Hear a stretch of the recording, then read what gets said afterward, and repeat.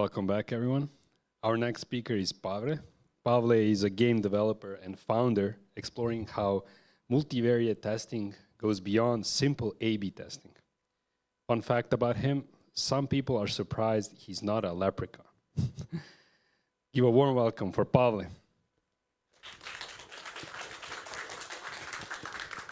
Okay, thank you for the introduction. Hello, everybody. I hope you're having a productive conference so far. Thank you for joining me today to hear my lecture. I will be talking about using multivariate testing to optimize virtually anything. And to start, I want to talk about the motivation behind this approach. And for me, it was trying to make informed decisions about projects that we're working on and products that we're developing. So what means informed decisions? It means not based on a hunch, on a feeling, by following current trends, by copying what somebody else does in a similar project, but rather basing our decisions on information that we gather from using our products in real environments where they are supposed to be. So in order to have informed decisions, we need information or data, and how we collect the data by testing what we are developing. So probably most of you know about A/B testing. Majority of you probably used it. It's very widely used. It's very popular. And the reason why that is, it's because very simple and straightforward. You have two versions of your project. You measure some kind of usually numerical value. You compare the values and you say this version is better than the other one.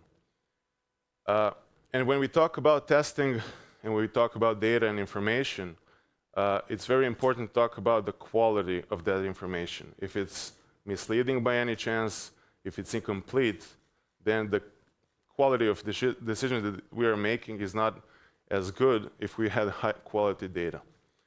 So with A/B testing, if we want to get the highest possible quality of data, we can test only one change, one variable in our project with two distinct values. And in that case, when we test that kind of setup, we can confidently say, this is the reason why this performs better or this performs worse. And then we can make a decision whether to include something, a feature, or whatever. But what happens if we have multiple things that we want to test at the same time? So if we have multiple variables with multiple values, but we use A/B testing, the only data that we can gather is whether one version is better than the other. What we are missing is the opportunity to know why a specific version performs better. And even there's opportunity to miss information. For instance, what can happen? You can have multiple variables. One has a positive effect, one has a negative effect on our project. Results shows that they cancel each other out. We get no difference in testing, and we say, okay, this just simply doesn't work. What we are missing here is an opportunity to mitigate the factor that is negatively affecting performance of our app, and we are missing an opportunity to optimize on a factor or variable that can help us optimize what we're working on. So A/B testing cannot help us if we have multiple variables. In order to do that, we need to use something as combinatorial testing.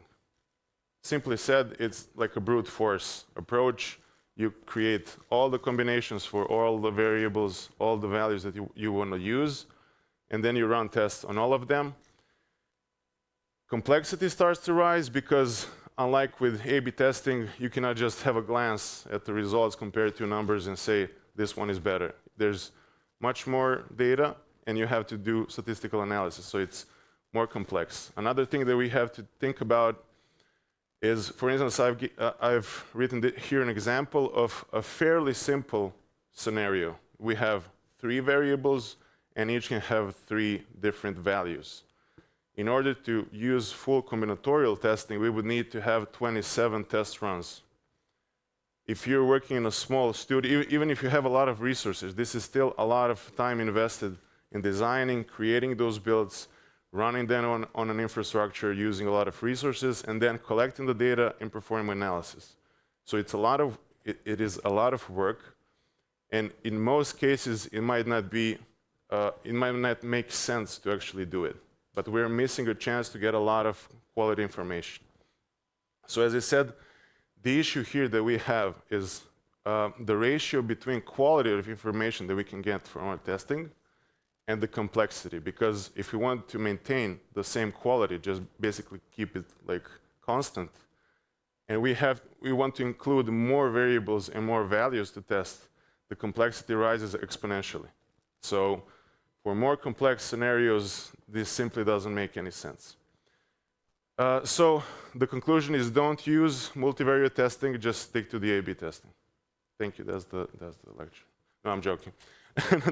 This is the middle part of the lecture. This is where we find solution for the problem. So there is a method that we can borrow that is not specifically related to IT technology and IT industry. We can borrow a method that is used in scientific experimentation. So something that people in labs, in lab coats, chemists, physicists, where actually the resources and the time needed to make those experiments, it's much more expensive than in IT. So we can use methodology from scientific experimentation and apply it on our own projects and our own testing approach. And the method that can help us decrease the complexity is called Taguchi method. It's named by its creator.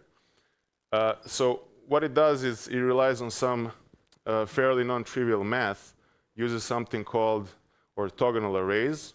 I'm not going to get deep into that. Basically, orthogonal arrays are more optimal versions of a table. If you can imagine the full combinatorial table, like in this example, 27 rows, orthogonal arrays are more optimal version of that, where all the redundancy is removed. So there's a lot of, in those 27 rows, there's a lot of pair combinations that are repeating itself.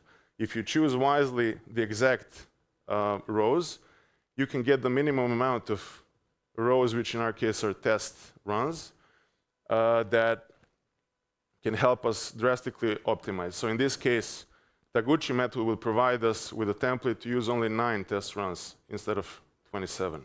So that's 1/3 of the original. And all of a sudden, it starts to become a bit more viable to actually use and implement in your workflow. And how does Taguchi method work?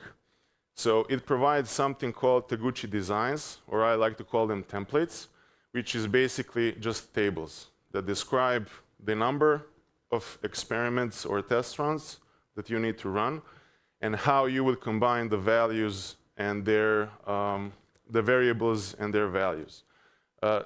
Those templates have naming, like in the corner you can see L and a number. So L means Latin square, which is a type of orthogonal array. It's not really important. I just put it there if anybody's interested to dig deeper.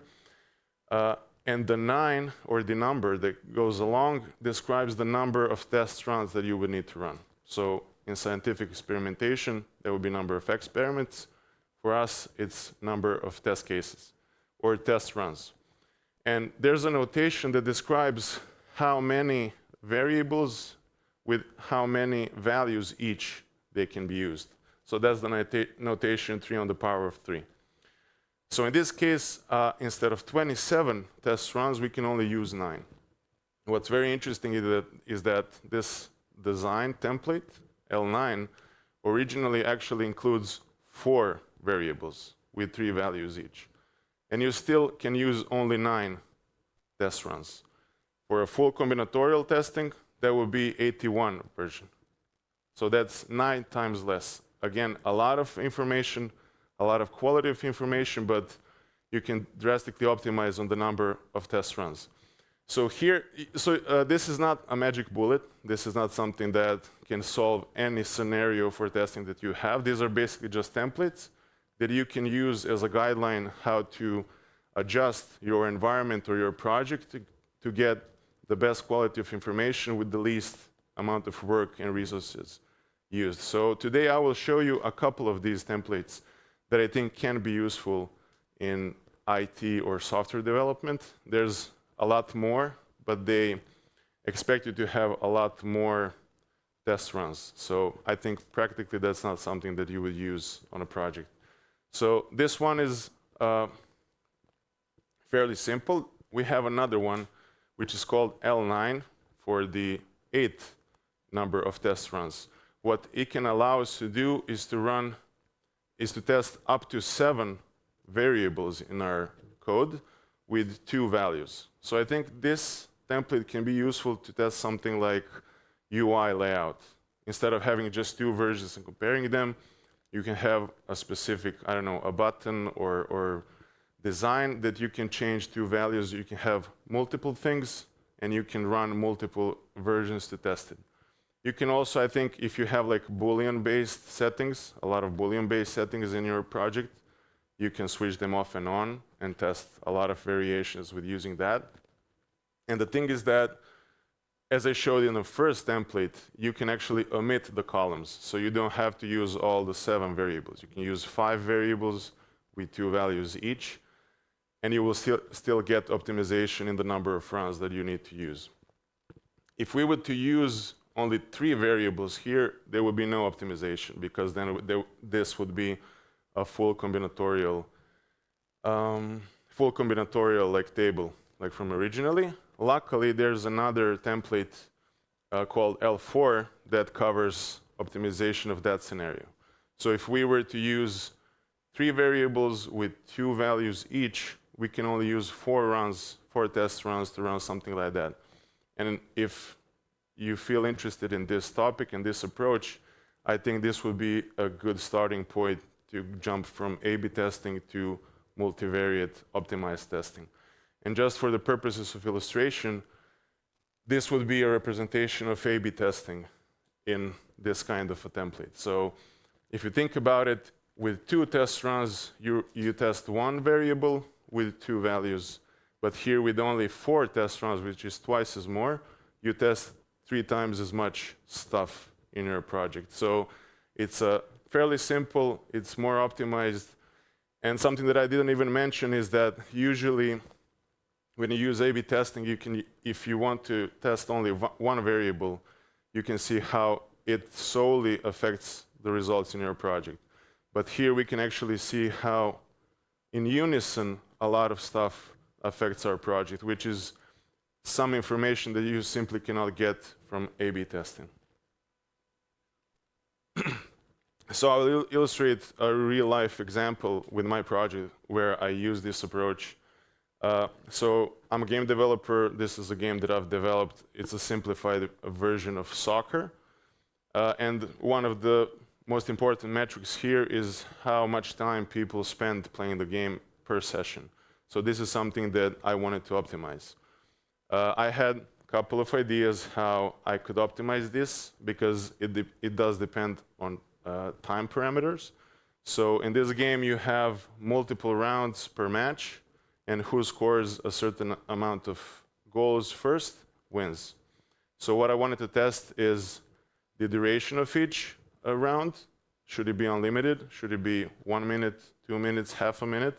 What's the best duration of round? So per goal, that will let players stay longer. I also wanted to test how many goals should somebody score in order to win. Should it be a single goal, like a golden goal? Is it 2, 3, 4, 5? I could set any arbitrary number, but I wouldn't know which is the most optimal without testing. And there was also there was a transition between 2 matches that could last variable amount of seconds. So I wanted to see if that transition maybe is a point where people drop off, or maybe they use it as a pause to kind of breathe a little between 2 matches. So again, it's a theory, I don't know. Should it be longer? Should it be shorter? So this is something that I wanted to test, and I wanted to test it in unison, not separately. I had an idea for 7 values for 1 variable, 5 values for another variable, and 5 values for another variable. This is something that does not really fit by default the templates that I've showed you. And if I was to use full combinatorial testing, it will require 175 test runs, which is simply ridiculous. It makes no sense to use something like this. So in order to be able to optimize with the Takeuchi method, I needed to narrow down the values that I wanted to test. So the approach that I personally took was I took edge values and the middle value. And then I could still, with only 9 runs, get the information which is of high quality, but if I really wanted to nail it down, I can repeat the run just by choosing the remaining values, depending on in which way the optimization shows that I should go. So in the worst case scenario, that would require up to 3 runs. So that would be like 27 runs totally, but it could be 18 as well. And in that case, it's a drastic optimization compared to 175. So what I decided to do, I decided to use L9 design template to fit what I wanted to test within it. What I used as a parameter of quality was duration of play time, and as well I used something engagement, if players stayed more than 3 minutes in a game. This was a choice where I think these two metrics are in correlation, so I kind of used them to see if there's any error in the testing environment, because if these two don't align, then something probably is wrong. And this is how I designed the test example or test suite for this specific game that I wanted to use. And I optimized it so I only need to use 9 variants instead of 175. Something that I didn't mention here was the concrete implementation and concrete environments for performing the test, because I think depending on the technology, the type of product, it really can be a wide range of tools. But I wanted to talk a little bit theoretically about the test environment possible problems. So you want to have a reliable testing environment, but because without reliable data from testing, there's no point of testing at all. So you need to think about removing the noise. For instance, specifically for this game and this platform where this game is published, there's a lot of variance between time of day, day of the week, even season in the year, if people are on vacations or if it's holiday season or something like that. So this is something that needs to be taken into account. You need to be sure that your testing environment is reliable. One of the approaches how you can do it is to increase sample size. So the number of, for instance, the number of gameplays that I would use, because initially I only tested on 500 gameplays and the numbers were not really there. So I decided to increase it 6 times was needed to actually get reliable information. Another trick that you can do is actually perform AA testing. If you're suspecting that your environment is not reliable, you can do AA testing. You basically do A/B testing, but with 2 same versions. And if the numbers don't line up, then you know you have issue with your testing environment.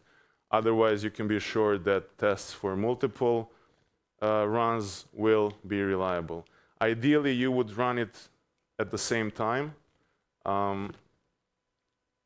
For instance, if you have a web application, you can have some conditional logic that can serve to a certain percentage of users. One version, second version, collect the analytics, and then figure it out. Another thing that I wanted to mention, if you were able to resolve this rebus, kudos to you.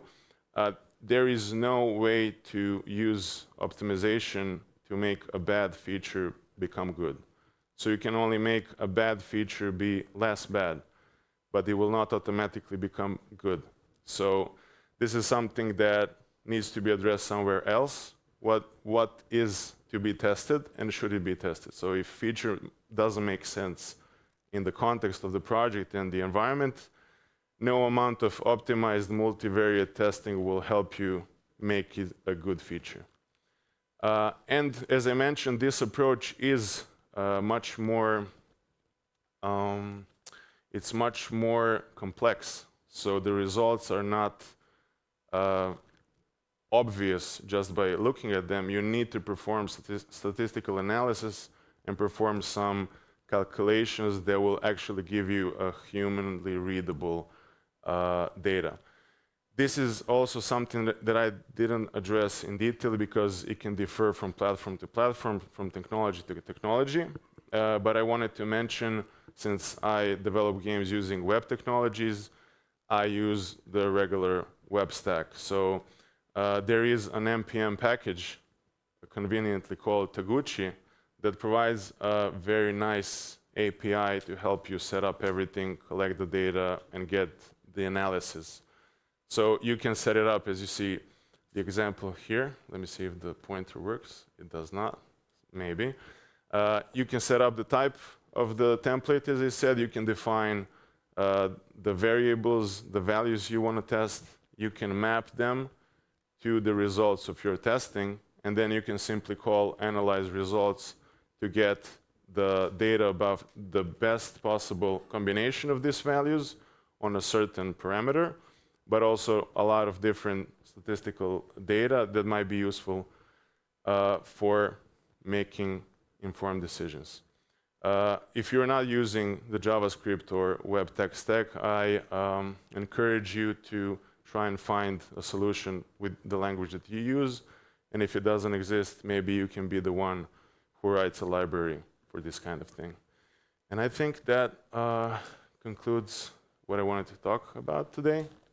So thank you for coming. And if anyone has any questions, let me know.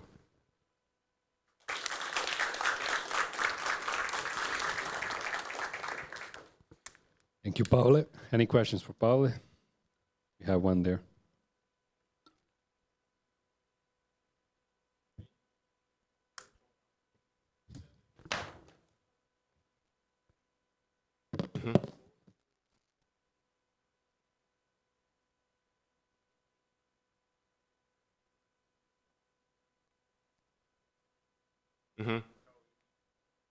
Okay, so the question is, what was the criteria for optimization to cut down for 27 to 9 or 81 to 9? That's where what I mentioned, orthogonal arrays. Basically, orthogonal arrays are a math concept which solves this problem. How is it implemented? I'm not really sure. I'm not that smart. But I know that this is basically what orthogonal arrays in math do. They basically remove the redundancy. If you think about it, there's a lot of paired combinations that repeat in the full combinatorial list in the table. So it works by removing those redundancies, removing repetition. It's not always going to be only one repetition, but it's always going to be the same number of repetitions for each combination. But if there's multiple repetitions, it basically boils it down to the least amount of repetition, and that's how you get. So it's orthogonal arrays. As I mentioned, it's, I think, Latin square type of orthogonal array. So you can search that and see how it actually works. Got one here.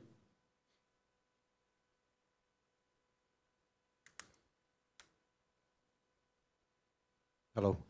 So my question is, you said that you chose edge cases and the middle ones, but at the other side, you're saying that it automatically reduces to the number of 9. So are you actually choosing the tests which are being run, or is it automatically done by Taguchi? Okay, so the question is how I am choosing the right values. No, the question is when you reduce the number of combinations down to 9. Okay. Is that automatically done by Taguchi, or Yes. do you do not manually choose which The other cases? thing that I mentioned, bringing it down from 7 or 5 to 3, is actually Taguchi expects you to have a certain combination of values and variable numbers. I can go back to actually give you an example that it's, as I said, it's not a silver bullet. So here you have 7 variables with 2 values each. Because there's a lot of redundancy, you can cut down. I think this would be like 128 variations. you can cut it down to 8. But if you imagine the opposite example, if you had 2 variables with 7 values each, there's no redundancy. You would need to run 49 runs. So this is basically some cool stuff with math that can allow you to optimize stuff, but it's not a silver bullet. That's maybe to answer one part of your question. This is not something that we choose. These are templates which are predefined. Somebody smarter than us figured it out and gave us the tool to use it.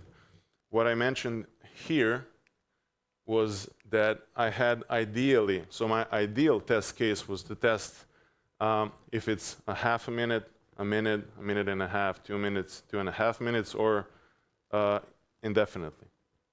So if I was to test it my way, I needed 175 runs. But if I wanted to fit into the Taguchi method in order to get the optimization, I had to choose 3 out of 7. So what I did, I took half a minute, 2 minutes, and an indefinite. What I ended up having is that 2 minutes is most optimal. So I did another run, and I chose the middle values that I missed to see in which direction optimization shows me to go.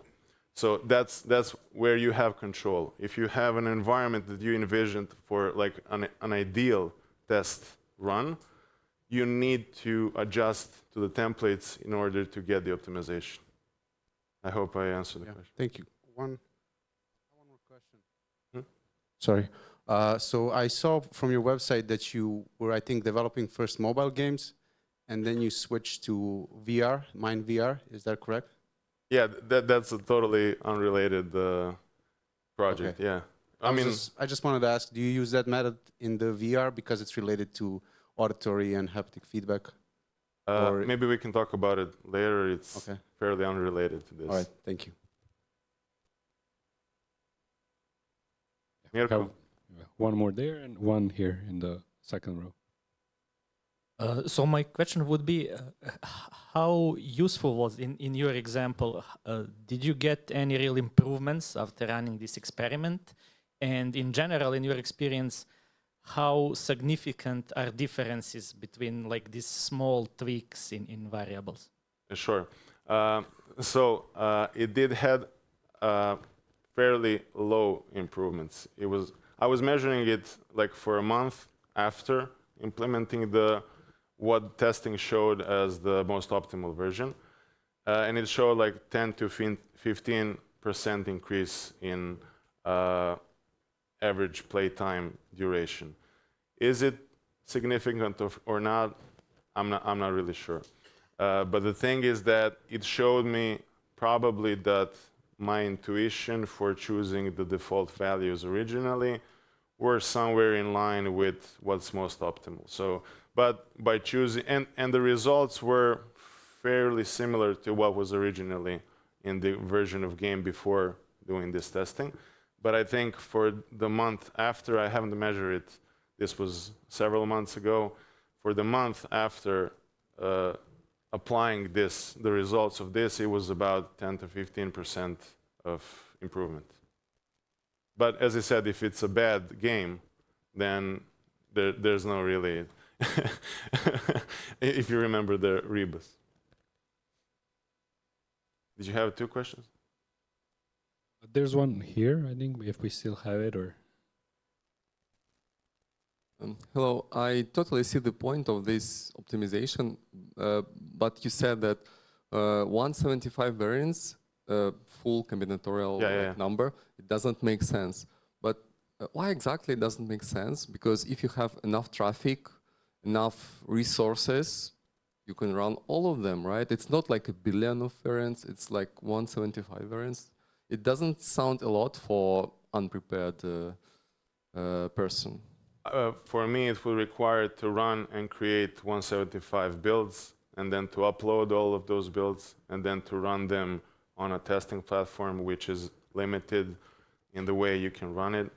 I had to repeat it multiple times because of the limited sample size that I can have with default tests. So for me personally, and I can imagine for a smaller team with a lot of people with a lot of responsibilities, it will probably be it wouldn't make sense. If you have a project which you can introduce in production with just some code change, a lot of variation, and if you have analytics already set up to pick up all that information, go for it. But even in that case, I would rather make 3 runs of 9 tests instead of pushing the brute force approach with 175. So even if you have a lot of resources, I would still use it in a way to optimize. I mean, why miss an opportunity? Yeah, okay. Maybe I'm thinking the way of applying each specific variant can be optimized as well, because you are saying you need a build for every variant, but maybe you can apply a variant using some lightweight coding technique. Like, of course, it wasn't an option for me, unfortunately. Okay. But if, as I said, if you have the technical ability, you can do that. But even in that case, I would suggest you to use the optimization, and if you can narrow down the values, you will still need only 27 test runs instead of 175. If you have unlimited resources, go ahead and do whatever you want. But I would suggest you to try and optimize it in some way. Thank you. Thanks. We might have some room for one more question if there's anyone. Okay. If not, thank you, Pavle. Thank you, everyone.